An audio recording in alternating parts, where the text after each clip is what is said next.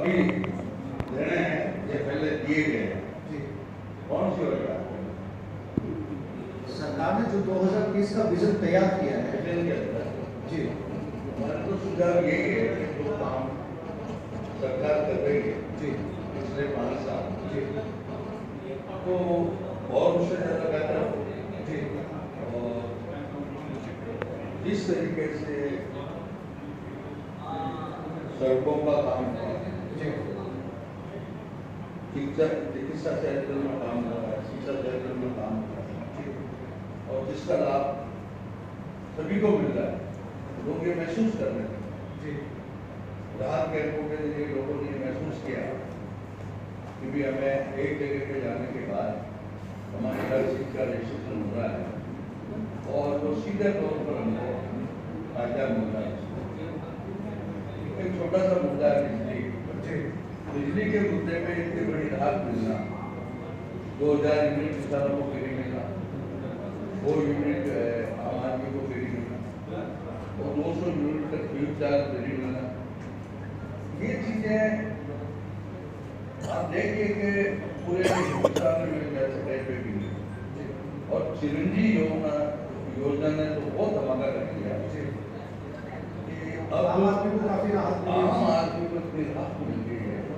Accidentally बीमा 10 लाख रुपए का, उससे भी बहुत राहत महसूस हुई है।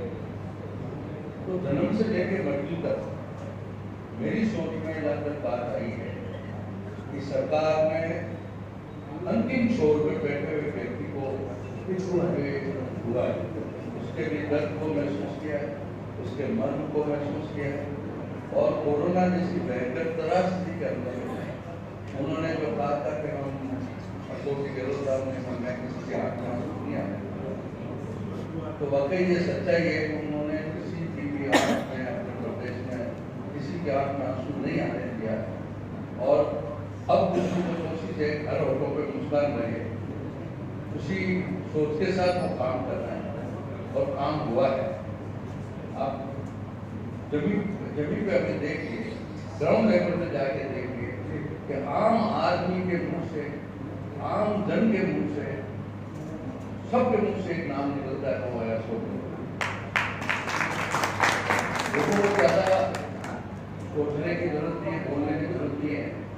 अशोक गहलोत का चेहरा आता है, चाहे किसी फोटो पर, चाहे किसी किताब पर, चाहे रास्ते में चलता हुआ बच्चा का पोस्टर देख लेता है तो वो मेरा पौधा होता है, उसका दादा होता है, लेकिन वो मुझे आवाज़ देता है कि दादाजी अशोक जी का फोटो है। इतने इतने से बच्चे भी जो है, तो एक ऐसी शख्सियत है जो दिल और दिमाग पर छट के होगी। ठीक है अजीत साहब, मैं फिर से लौटूंगा आपके पास में। निशा जी, मैं आपके पास आऊँ, मेरी जानकारी तो आप ठीक कीजिएगा। मैंने ऐसा सुना है पानी में कि आप सीएम साहब के क्लासमेट भी रहे, ठीक है सर? अच्छा, आप सीनियर रहे तो और भी अच्छी बात है। गहलोत साहब के क्लास के सीनियर हमारे साथ बैठे हैं, केवल चंद गुलेछा जी। तो गुलेछा जी, सीएम साहब भी ये बात जानते होंगे कि आप उनके सीनियर रहे, तो जब जिक्र करते हैं, मुलाकात करते हैं तो गुलेछा जी मुझे ये बताइए कि आप सीएम साहब को हम सबसे ज़्यादा जानते हैं, आप उनके सीनियर रहे, साथ में पढ़े हैं, तो हम ये जो कार्यक्रम कर रहे हैं वो सीएम साहब के 2030 के विजन को लेकर कर रहे हैं। तो आप बताइए कि 2030 के विजन के अंदर पानी कहाँ पर है और आपको लगता है क्योंकि आप उनके सीनियर रहे कि 2030 के विजन को पूरा कर पाएंगे सीएम अशोक गहलोत? पूरे राजस्थान से वो सुझाव भी मांग रहे हैं, एक्सपर्ट से सुझाव मांग रहे हैं, 2 करोड़ से ज़्यादा सुझाव उनके पास आ चुके हैं। अच्छा साहब, मैं बताना चाहूँगा कि जिस तरीके से गहलोत साहब ने कोरोना के बाद जो काम किया है, पूरे देश में उसकी चर्चा हुई है जी, और राजस्थान सरकार आज की तारीख में पूरे देश में सभी राज्य सरकारों ने मॉडल स्टेट बनाया जिनकी योजनाओं हर प्रदेश लागू करना था, चाहे OPS वाली स्कीम हो जिसमें केंद्र सरकार को मजबूरी में लागू करना था, चिरंजीवी योजना हो, महंगाई राहत कैंपों के अंदर गरीब आदमी को गारंटी दे दी 10 योजनाओं में कि उसको सब्सिडी मिलेगी, उसको मिलेगा, उसको 25 लाख का कवर मिलेगा, 10 लाख का दुर्घटना बीमा मिलेगा। इस तरीके से उस अशोक गहलोत जी की जो संवेदनशीलता और जो नीतियाँ और नियत उस लास्ट अंतिम व्यक्ति तक पहुंचने की है कि उसको, और हमेशा से मैंने देखा है उन्होंने मेरे ख्याल से एजुकेशन कंप्लीट करने के बाद साल 1.5 साल से कुछ काम करने की कोशिश की होगी, लेकिन उनका मन नहीं लगा और पूरे समाज सेवा में लगे रहे। और मैं तो ये कहना चाहूँगा कि अशोक गहलोत जी उस समय राजनीति के लिए थे, एक समाज सेवी के रूप में उन्होंने अपना जीवन चालू किया और आज उस समाज सेवा को ही अपना मुख्य ध्येय मानते हुए राजस्थान सरकार ने 30 विभाग किए और उनकी आंख में 2030 का विजन कहा है और विजन कहा है तो इसका मतलब क्या होता है, कांग्रेस सरकार रिपीट होगी ताकि 5 साल तक वो जो स्कीमें लागू की है उन स्कीमों को कहीं जाकर के अगर सरकारें बदलती है तो जनरली ये देखा गया है कि जो पुरानी सरकार की स्कीम होती है उस स्कीमों को बंद कर देते हैं, ठंडे बस्ते में डाल देते हैं। और आज पूरे राजस्थान में ये वातावरण है कि 6-7 अक्टूबर तक आचार संहिता लग जाएगी, सब जो प्रेशर बिल्ड करने के साथ ये काम हो जाना चाहिए, ये कंप्लीट हो जाना चाहिए, वीडियो की सड़कों का वर्क पर चालू हो जाना चाहिए, तो ये सड़कें बंद हो जाएगी।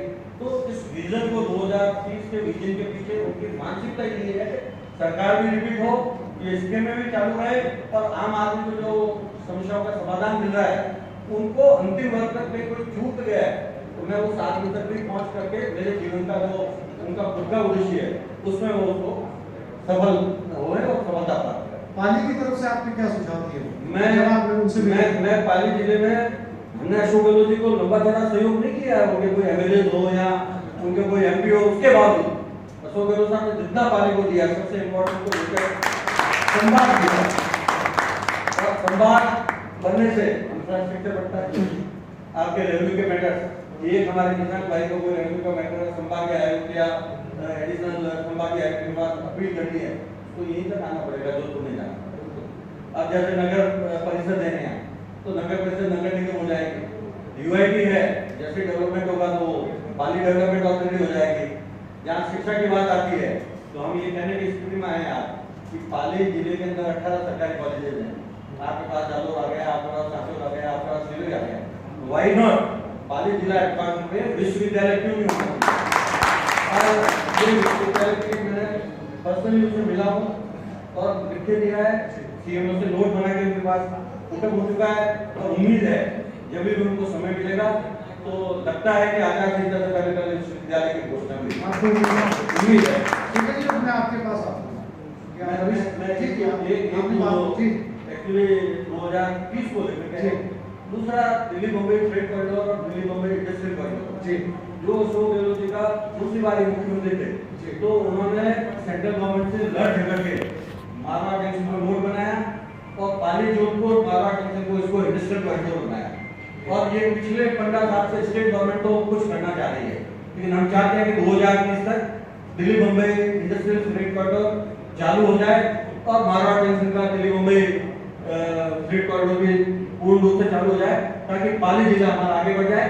और दूसरी चीज 2-3 मूलभूत सुविधाएं हैं हमारी, बिजली, पानी, शिक्षा की बात मैंने आपको कही थी। पानी के मामले में पाली जिला जवाई बांध भरता है तो हमें पीने का पानी मिलता है, वो नहीं भरता है तो हम प्यासे रहते हैं। अकाल में तो हमारे हमने पहला जो उनका कार्यकाल था अकाल में इतना भीषण कार्यकाल था कि उसमें जो कुछ 28 दिन में उन्होंने पाइपलाइन दी, चारे की ट्रेनें मंगा के पानी दिया। हम ये चाहते हैं कि दवाई पुनर्भरण 2030 से पहले कंप्लीट हो जाए ताकि आने वाले समय में पानी की समस्या खत्म हो जाए और जोधपुर से जो पाइपलाइन इंदिरा कैनाल का पानी दे रहे हैं इधर से भी जोड़ दे। और तीसरी चीज जितना भी पानी का मिसयूज हो रहा है वो रुके। दूसरा सबसे इम्पोर्टेंट हमारी समस्या पाली शहर की, क्योंकि जिले की मैंने 2-3 बात की थी, आप इससे आगे जाना चाह रहे थे। पाली शहर इम्पोर्टेंट इसलिए है कि आपने सबसे पहले शुरुआत औद्योगिक नगरी पाली से की और ये न्यूज़ 18 देश का नंबर 1 चैनल है, तो मैं पाली शहर की बात नहीं कहूँगा। पाली शहर का डेवलपमेंट का होगा मैं 0% था, सभापति रहा 2009 से 2018-2013 तक डायरेक्ट चुनाव में मैं यहाँ से लेता हूँ और मैंने काफी कोशिश की कि पाली की शकल सुधरे। उसमें कई समस्याएं हमारे की, सबसे बड़ी समस्या हमारी यहाँ की है कि हम पर्यावरण को कैसे सुधारें, पर्यावरण को किस तरीके से उसका सही करें और उसमें टेक्सटाइल इंडस्ट्री आपने औद्योगिक नगरी का, तो मैं अशोक गहलोत जी का धन्यवाद करना चाहूँगा कि उन्होंने ETP, CTP और उनके अपग्रेडेशन के लिए नए CTP स्थापना के लिए एक राजस्थान सरकार ने एक योजना दी है जो पूरे हिंदुस्तान में कहीं नहीं है। 75% सब्सिडी सीजीपी पे 75 करोड़ की है। मान लिया 150 करोड़ का प्रोजेक्ट है तो 75 करोड़ वो देंगे।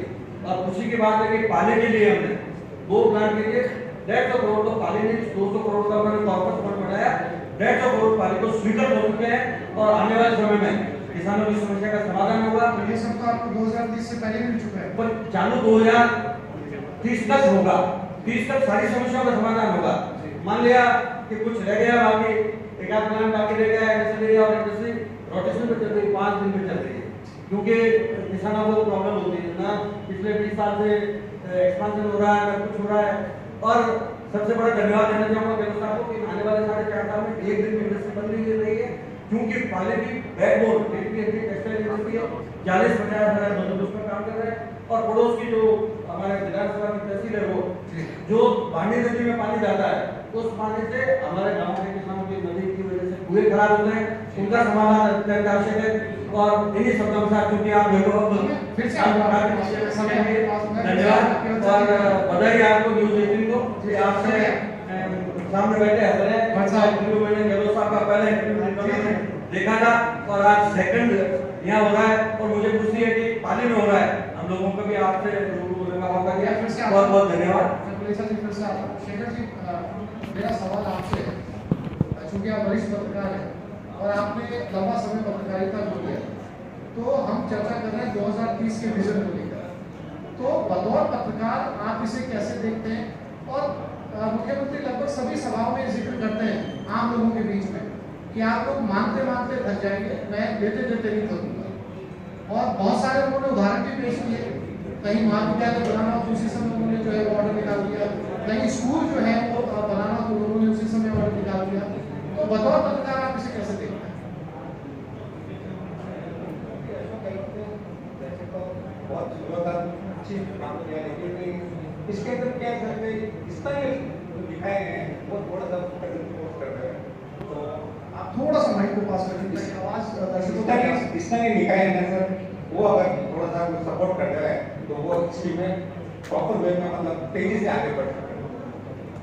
अभी तो वैसे सीएम साहब ने बहुत अच्छी स्कीम निकाली है, लेकिन उनकी स्कीमों का इम्प्लीमेंट बराबर नहीं, प्रॉपर वे में नहीं हो रहा ना, उसके कारण से थोड़ा सा मतलब इसलिए स्थानीय निकाय अगर या प्रशासनिक स्तर पर उन स्कीमों को अगर सपोर्ट दिया जाए तो फास्ट ग्रोथ करेंगे। तो आपने इसके बाबत कोई सुझाव दिया, क्योंकि वो सुझाव मांग रहे हैं सभी से?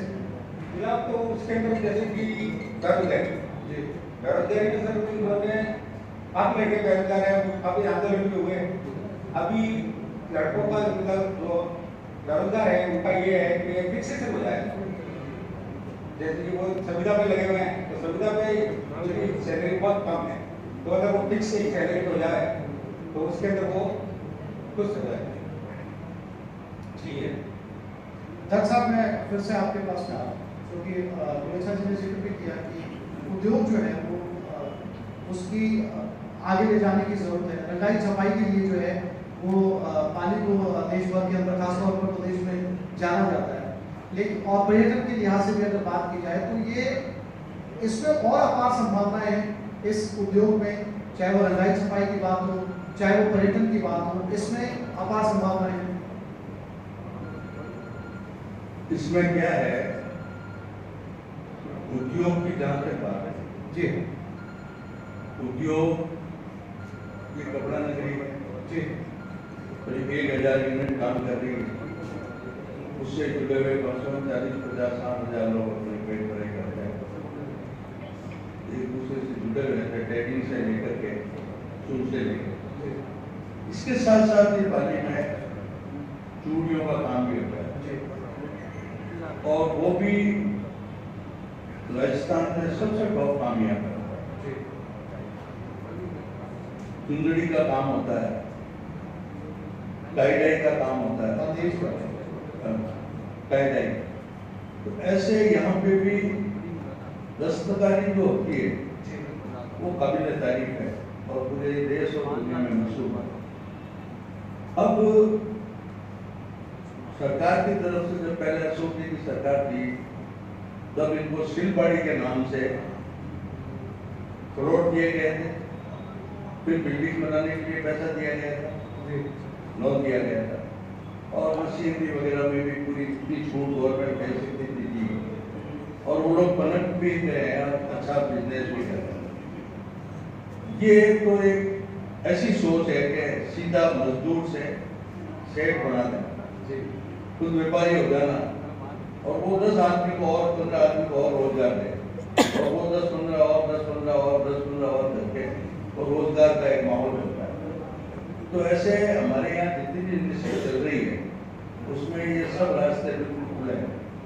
अब ये फैक्ट्रियों से जो ऑयल के दुपट्टे आते हैं, दुपट्टों के फीते लगाने का काम हमारे शहर के घर घर में महिलाएं करती है।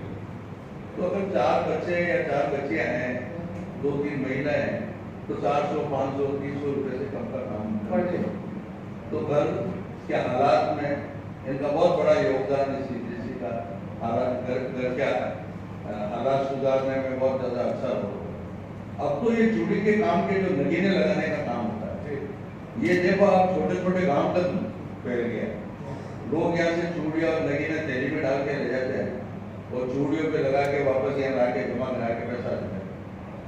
तो मैं समझता हूँ कि अब तो इसमें मशीनें भी आने लग गई नगीने लगाने की, सब तरह की बातें हैं, लेकिन सबका लुभा भी है कि जो कुछ भी राजस्थान सरकार के इस बेहतरीन मुख्यमंत्री ने जिस सोच के साथ 2030 की बात आई है या लाए हैं, उससे पहले हम यहीं से शुरुआत होंगे जब 2030 आएगा। इस वक्त जो माहौल है, आदमी के दिमाग में तो फितरत होती है जी, और दिल में जज्बात होता है। किसी के जज्बात को उधेर कर देख लो, उसके दिल के तार हिलाकर देख लो, और उसे ईमानदारी से पूछा जाए कि यार तुझे इस दौर में, देखो ये जो दौर है, इसके लिए मैं ज्यादा कुछ नहीं कहते, सिर्फ इतना ही कह रहा हूँ, ये जो दौर है, इस दौर में सिर्फ इतना पूछ लिया जाए कि आज तुम्हारे दिमाग में राजनीति में तुम्हें इस लीडरशिप के दौर में हर आदमी लीडर बना फिर रहा है, इस दौर में तुम्हें क्या दिखता है, और उसकी आंखें ऐसे बंद कर दो तो ये कहेगा दर्शकों विरोधी। वजह है ये, ऐसे ही नहीं, कोई जादू नहीं किया, ये वजह है। जादू करेंगे, लेकिन अभी तो उन्होंने जादू किया ही नहीं, तो जादू करेंगे जब तो बात दूसरी होगी। ये सच्चाई है कि काम सच व्यक्त बोलता है, 2 हाथों से वो लुटा रहा है, ये सच्चाई है, इसको कोई नकार ही नहीं सकता। अब पेंशन का जहाँ तक मामला है, आप देखिए कि एक घर में अगर बेटा जितना भी कमाता हो, लेकिन हर महीने अपने माँ बाप को खर्चा पाने के लिए 1000 रुपए महीने नहीं देता।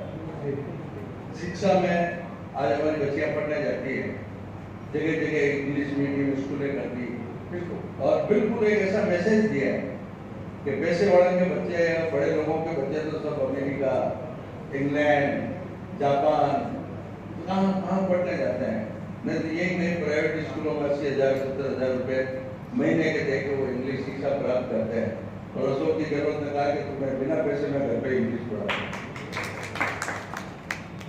अब उसको भी बुरा कह रहे हैं, खुद के बच्चे तो सबके लोगों के जो बड़े लोगों के बड़े स्कूलों में इंग्लिश पढ़ रहे हैं, और ये हम जो स्कूल है जो सरकार ने चालू की है इंग्लिश मीडियम, तो वो कहते हैं कि ये सब जो है हिंदी मीडियम से पढ़ाने का रास्ता है, हिंदी नहीं पढ़ाने का रास्ता है। भाई तुम्हारे बच्चे जब इंग्लिश में पढ़ रहे हैं तो गरीब का बच्चा इंग्लिश में क्यों नहीं पढ़े? तो ये सोच मैं समझता हूँ कि कोई ऐसी शख्स नहीं, ऐसी शख्सियत भी हो सकती है कि जिसके मन में, ये मेरा शब्द रहा, जिसके मन में जन जन की भावना मेरा सौभाग्य है, जिसके मन में ये हो कि मेरा आपके सौभाग्य ये है कि मैं जन जन की सेवा करूं। तो इस सोच के मुख्यमंत्री जी ने, इस सोच के हमारे सरकार ने ये जो लोगों को फायदा पहुंच रहा है, देखिए आपके अगर बच्चा स्कूल जाता है तो उसके जूते फ्री, मोजे फ्री, कपड़े फ्री, उसकी सिलाई फ्री, किताबें फ्री, उसका आना जाना फ्री। आप हॉस्पिटल जाओ तो 10 रुपए की जो है पर्ची लगती कुछ है। कहना चाह रहे हैं, काफी समय से वेट कर रहे हैं। वेट ठीक है। मैं आपके पास आ रहा हूँ क्योंकि दर साहब ने काफी कुछ कहा। हमारे भी परसों प्रोग्राम में थे, सीएम साहब खुद मौजूद थे लीडवाना के अंदर, तो उन्होंने कहा मैं एक्सपर्ट से जो है सुझाव ले रहा हूँ, आप सभी से सुझाव ले रहा हूँ, पूरे प्रदेश के लोगों से सुझाव ले रहा हूँ। तो आप चूंकि कुछ सुझाव देने वाले थे, आपने कुछ चीजें रखी हुई, तो न्यूज 18 के मन से सुने कि अगर आप कुछ कहना चाहें, पानी के लिए कुछ सुझाव हो 2030 के विजन के लिए। 2020 के विजन के लिए पानी में, जैसे पानी मेडिकल कॉलेज खुला हुआ है, लेकिन प्रॉपर मतलब सीटें फिलअप नहीं है जी। और सीटें अगर फिलअप करेंगे तो वो 2-4 साल, 2-4 महीने रह करके वो ट्रांसफर करते हैं। अगर इनको मतलब जिसकी पोस्टिंग हो जाती है वो अगर 2-3 साल तक कंटिन्यू अगर एक ही जगह रहेगा तो ये सुविधा का मतलब गुलेशा जी, सुझाव शेखर जी ने दिए और दल साहब ने काफी कुछ कहा, आपने भी काफी जिक्र किया। 2030 में पाली को बहुत कुछ 2030 से पहले मिल चुका है, लेकिन आपका कहना है कि जो फ्लैट कॉरिडोर की आपने बात की थी अपने बयान के दौरान, वो आपको लगता है कि 2030 तक उसका इंतजाम करना है, या वो भी जो है वो कह रहे हैं कि आप मांगो मैं दे दूंगा आपको, उससे पहले तो 2030 तक इंतजार करने इंतजार करना पड़ेगा। दूसरा मैं आपसे कहना चाहता हूँ एक बात कही जी, मेरा सौभाग्य की संस्था से जुड़ा हुआ राजस्थान प्रोफेशनल इंस्टीट्यूट का अध्यक्ष होने के नाते बात बिल्कुल सही है कि जब तक रियल को क्योंकि लोग बॉडीज हैं उनको आर्थिक रूप से सक्षम नहीं करेंगे तब तक वो फंक्शनिंग उनका बढ़िया नहीं रहेगा। तो 2030 तक हम चाहते हैं कि गहलोत साहब लोकल बॉडीज को आर्थिक रूप से सक्षम कर दें ताकि राजस्थान के अंदर, क्योंकि माइग्रेशन गांव से शहर की तरफ बढ़ रहा है। पहले एक उदाहरण देते थे कि गांव की पॉपुलेशन 80% है, शहरों की 20% है, 30%। अब इसका रिवर्स हो गया, शहरों की पॉपुलेशन 70 हो गई, गांव की 30। और दिनों दिन माइग्रेशन आप गांवों को रोक नहीं पा रहे हो और यहाँ सुविधाएं आप दे नहीं पा रहे हो। तो सुविधाएं क्योंकि पॉपुलेशन बढ़ रही है तो सुविधाओं को भी उस ढंग से विस्तार करना पड़ेगा और उसको स्ट्रेंथन करना पड़ेगा। जहाँ तक अशोक गहलोत जी ने मेडिकल कॉलेज दी, यूआईटी दी, जनरल में कोई कमी नहीं, खूब सड़कें दी। मतलब मुख्यमंत्री जैसा शेखर जी ने कहा सड़कें आज चारों तरफ जो सड़कें आप देख रहे हो ना, वो मुख्यमंत्री जी के बजट घोषणा में मुख्यमंत्री जी के कोष से, चाहे वो आपके ट्रांसपोर्ट नगर से मेन रोड में जोड़ रहा हो, चाहे जोधपुर हाईवे को सर्किट हाउस से जोड़ रहा हो, चाहे मनियारी से सर्किट हाउस होते हुए कलेक्ट्रेट को जोड़ रहा हो, चाहे मंडिया रोड सड़क को बाईपास से जोड़ रहा हो, सारी की सारी सड़कें अशोक गहलोत जी के मुख्यमंत्री बजट से यहाँ बदले न कि नगर परिषद। नगर परिषद का हालात जिस तरीके के हैं, मैंने एक पहले कहा था कि हमने अशोक गहलोत जी को कुछ नहीं दिया, अपनी हमारी विक्टिम पार्टी का बोर्ड है और वो बिल्कुल बिल्कुल देखा नहीं है। तो इस तरह की नगर पालिकाओं में उनको सुदृढ़ करना पड़ेगा। साथ साथ जो दिल्ली में भी छोटी मोटी उसमें समस्याएं हैं, या इसमें डीएलसी रेट तय करने की है, उन समस्याओं को राज्य स्तर की समस्याएं मुझे उम्मीद है कि गहलोत साहब तत्काल प्रभाव से समाधान करेंगे। और बाकी भारत सरकार की जो है वो भारत सरकार से कहते भी रहते हैं मोदी जी कि आप सामाजिक सुरक्षा पे ध्यान दीजिए, आम आदमी तक पहुंचिए, हमने राइट टू हेल्थ लाया है, तो उसमें भी आप वहाँ भी